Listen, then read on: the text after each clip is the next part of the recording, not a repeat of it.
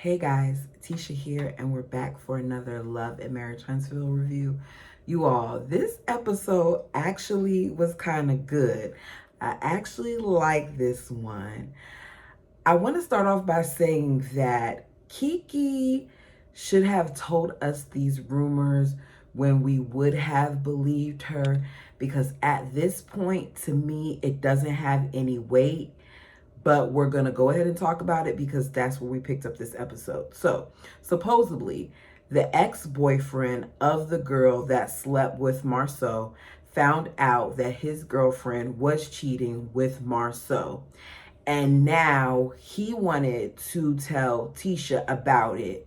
I don't know how she got Tisha's information to him, or if he just happened to get Tisha's information, but some kind of way he was able to get Tisha's information because he reached out to Tisha. Now, before he reached out to Tisha, Kiki said that she asked Tisha to come over so they could talk, but Tisha did not respond. And she did not call her until the guy must have reached out to her, and she got upset and wanted to know why Kiki was doing this. Mel asks her if she think that there's some truth to it. And Kiki says she doesn't believe that he did the threesome, but she does believe that there is some truth to it. But even if she tells Tisha or not, that Tisha's the type that's going to stand by her man. I don't care about this, honestly, because no matter what's done, unless it's physically done in Tisha's face, Tisha is going to continue to turn her back to it and act like it's just rumors. Kiki feels that Tisha has believed her husband for far too long. She just feels like at this point there is some truth to it. Melvin quotes something that Tisha must have said when she was going through what she was going through with Martell, is that where there's smoke, there's fire. Kiki lets us know also about how when Tisha released her website for the girls' hair care line, that the same exact return policy that was on Stormy's website was also found on Tisha's website. And when she said it, I started laughing, and it's because she copied her. Like, even down to her email address, you weren't smart enough to make sure that you changed the email address. This I'm not surprised by at all. I remember when they were taking the promo pictures before the Black Expo, and they were putting the kids label over the what appeared to me to be a canvas label, because it was that same color pink that I know that I've seen because I have canvas products. Mel let us know that Tisha is known for doing this, that there's times in the past where she's done this with other people, including Mel. She says that she tends to do things that are similar to other people in her circle. So she uses like some of the panel discussions that she did, and then her branding for whatever brand that she had was similar to Mel's, and things of that nature. Mel says everyone needs to handle their scandal, in reference to how Tisha and I guess Marsau need to deal with this. We then see Maurice, who is meeting Marsau at the custom shop, where he's going to do some customizations to this Jeep that he bought Kimmy. He wants to present it to Kimmy in front of everyone at a barbecue that he wants to throw at the house. He said that he wanted her to get something more luxurious, like a Maybach or something like that, but that's not what she wanted. As he's talking about the different add-ons that he wants to this vehicle, I hope she's doing what she wants and not what he wants. He claims that she's been wanting this vehicle for a long time, and that with everything that's happened to them over the past year, that time is promised to no one, especially her, after all that she's been through. He then makes some dumb joke about how Kimmy says she just wants the Jeep where she could ride down with the top and have the wind blowing in her hair. And he talks about how even though her hair is just growing back, he does want the wind to blow in her hair. He tried to do it as a joke, but it wasn't funny to me. And it's just yet another reason why I do not like Maurice. I felt like Marsau in that moment showed more respect to Kimmy, because he was like, don't joke about that or whatever, than her own husband does. He then brings up how their sex life hasn't been the same. I need him to seek help. Get a toy until she's ready. I personally wouldn't want to touch him the way that he keeps on talking about Kimmy like she hasn't been through something that has altered not only her life but her body as well. Look up things, figure out ways to help your wife and help yourself until your wife is ready, and stop being so inconsiderate of her desires. It's always what he wants. How can we help him? How can we make sure that he's being satisfied as many times as he wanted? But he's never thinking about her needs. Marsau wants to know why he's telling him about that. He was like, we haven't talked about sex since we were like 12 years old, and we were lying about it. He then asks her, okay, like asks him, what are you accustomed to when it comes to that? And he says, like, we went to 4 times a week to like 2 times a month. And his brother tells him, like, that's normal. That's marriage. He then tries to say, like, no, Marsau, what you don't understand is that she's trying to tell me that it's her body, but I know it's her mind. I know it's a mental thing. I know it's not her body. He's like, she's blaming it on the chemo. So Marsau says she knows her body. If she says it's the chemo, then it's the chemo. Why is Maurice so dumb? And why did it take for his brother to say this to him in order for him to he acted like he got it? When Kimmy has been saying this all along multiple times, why did it take your brother to tell you in order for it to sink in? I don't like him. We then hear again about this stupid expo and how Maurice hopes that he can invite everyone and that they'll be able to have a good time. And Marsau is like, you can invite everyone. It's not going to be no problems. It's no beef. I'm indifferent to the Courtney and to Stormy. When it comes to them, we could do like how we did the year before and not even know each other. I have no desire to be their friend. And that's okay, because I believe that Stormy feels the same way. Not Stormy. Courtney feels the same way. We then see Stormy and Courtney in their home, and we find out that Stormy had strep, and it led to like an advanced toxic shock syndrome. That girl needs to slow down, because she keeps having near-death experiences, like with her pregnancy and all that other stuff, which shows me her body doesn't respond the same way to health things, and that maybe her immune system is compromised, and maybe she needs to like get rest and sleep and not stress, slow down like her husband told her to. We find out that Kiki reached out to check on Stormy. Stormy talks about how, sweet she is and how they've grown to like her. They then talk about Tisha, and Stormy lets them know that something happened where on the girls' website for the hair care line that Tisha launched for her girls, that they copied and pasted, is her words, the shipping policy from Stormy's company. And I think that Stormy might want to take those products of Tisha's to a chemist, because I think she copied and pasted your products too. She tells him how people called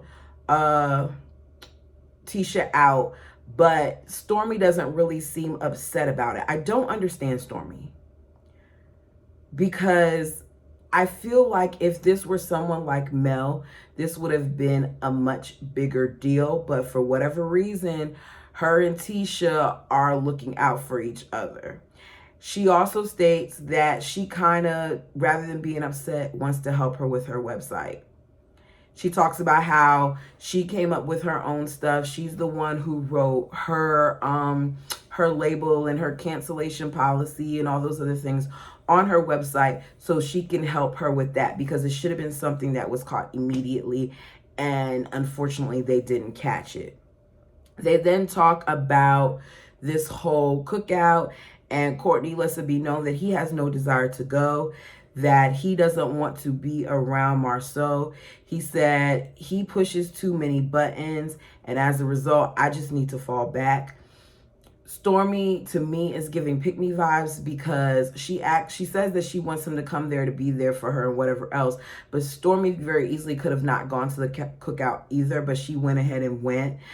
I feel like Stormy wants to be on television, because if your husband is telling you that when he's around someone that he can feel himself getting pushed to the point where he can lose it and end up losing things, then why would you want to put your husband in that environment?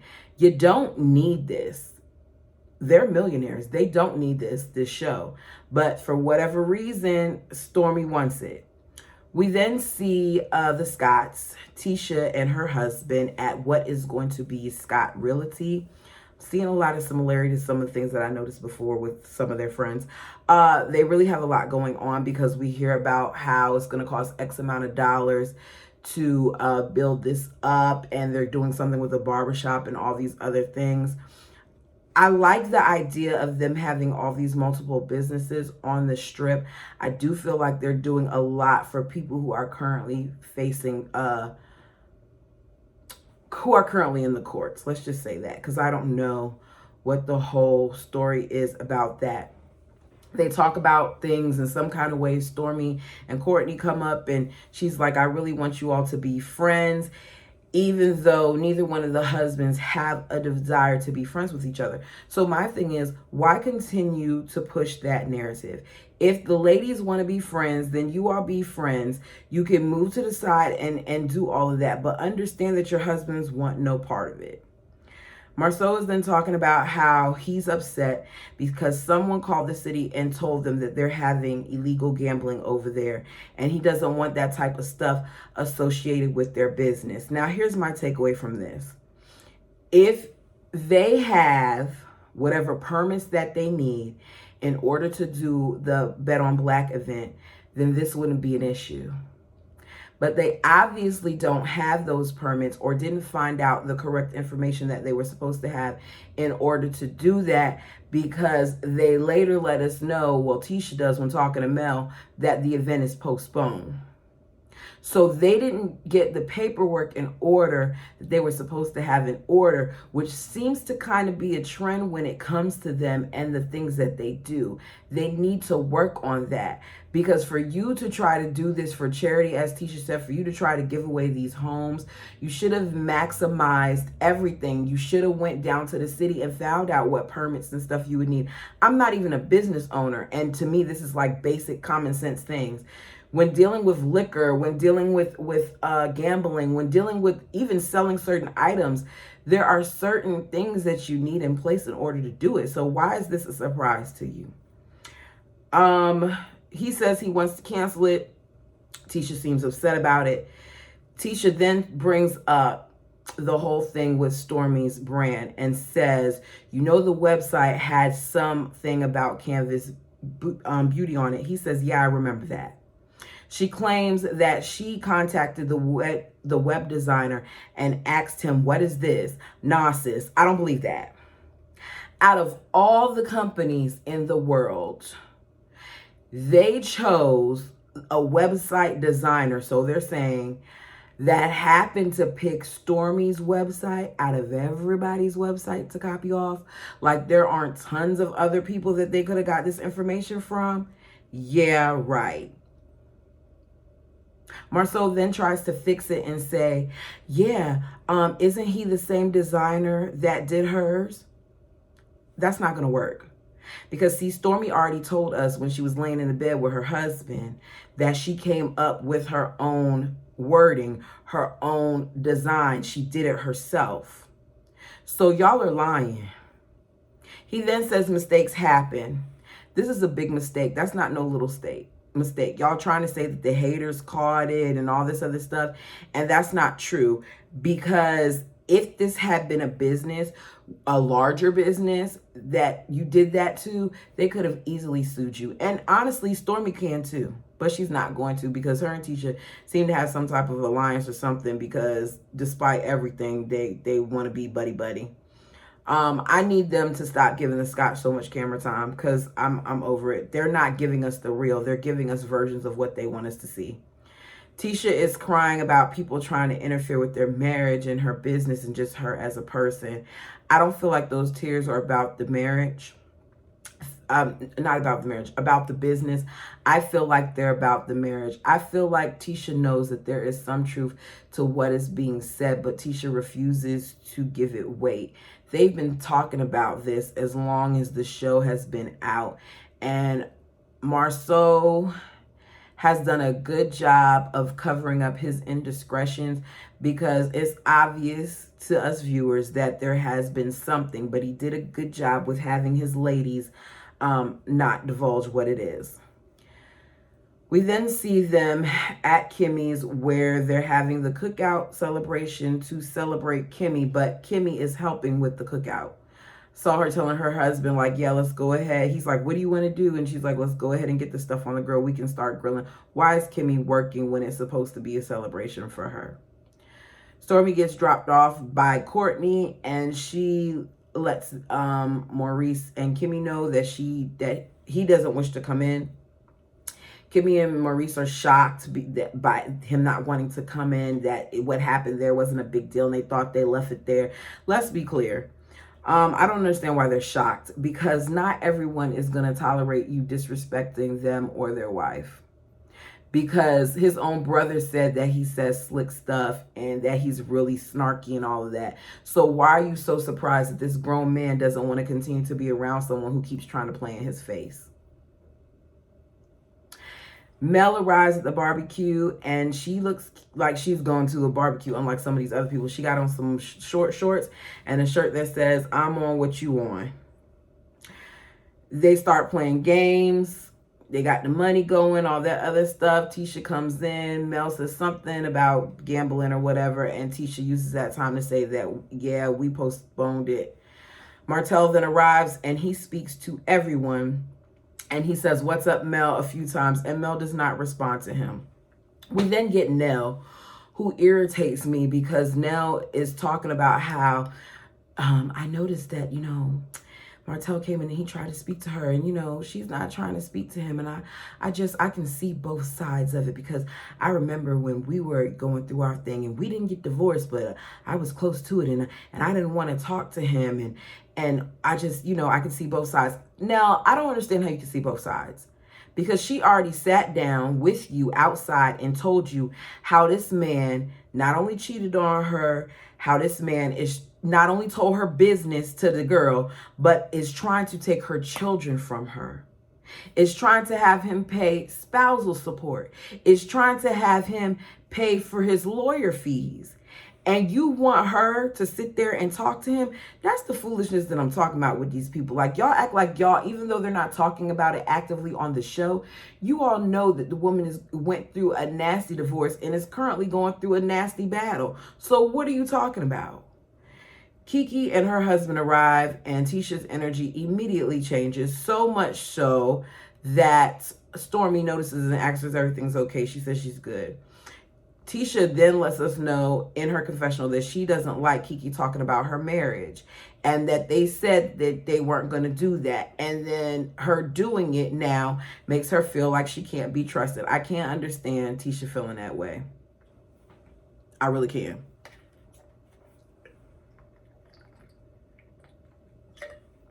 As they're coming in, Kiki's husband hugs Tisha. And then Kiki says, hi, Tisha, and she tries to hug her as well, and Tisha walks away. Kiki calls her stupid and ignorant, and Kiki's energy is up here. Like, she just one step to being here. Stormy asks her, what's wrong, Kiki? And Kiki sits down at the table and proceeds to talk about the rumor that she heard while Tisha, because Tisha came back to the table, and Marsau are directly across from her. You cannot make this crap up. She said Tisha is blaming her, not the people she needs to blame, and that's ignorant and stupid. As she's playing the card game, because Stormy is playing the card game and Kiki is talking to her, but they keep talking extra loud so that Stormy can't hear what Kiki's saying, even though Kiki's right next to Stormy. So Stormy is putting down cards, and Kiki proceeds to snatch the cards out of Stormy's hand, and then flings the cards like this in Tisha and Marsau's direction. Now, Kiki, you got the right one, because if you had done either one of those things, grab cards from my hand or throw cards at my face, then there would be a problem. Feel however you want to feel, but don't get disrespectful with it where you do stuff like that. Stormy says, after seeing all of this, is there another table that you can talk to Tisha about this with? And Tisha walks away. She said Tisha needs to acknowledge it with him, not with her. Kiki should have told Tisha this info, whatever it was, off camera, if she really, really wanted a relationship with Tisha. And she should have just said, look, this guy called me and said this.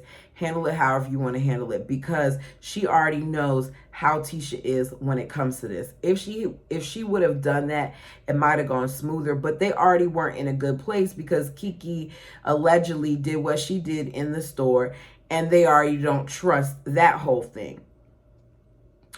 Tisha gets on my nerves, but to me, Kiki is kind of coming off as the aggressor in this situation, as well as a hater. And I don't like to use those words lightly.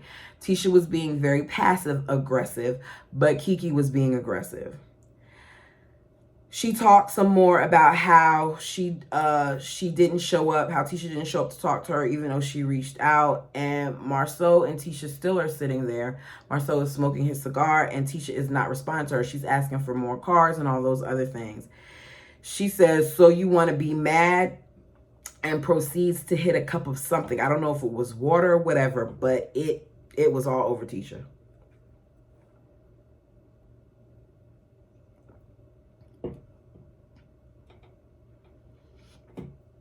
Stormy immediately gets up and walks off. Stormy ain't want none of that smoke. Tisha says, why would you do that? Marsau says, we're not doing that. Tisha says, stupid ass. That's what we on now. And Marsau, of all people, tells her to chill out. So wait a second. We have seen Marsau and his brother, because you know his brother always steps in to help, get into shoving matches multiple times with Martell. And at one time, he looked like he wanted to do something with Mel when they were outside that store. But Tisha can't call her a stupid ass? Got it.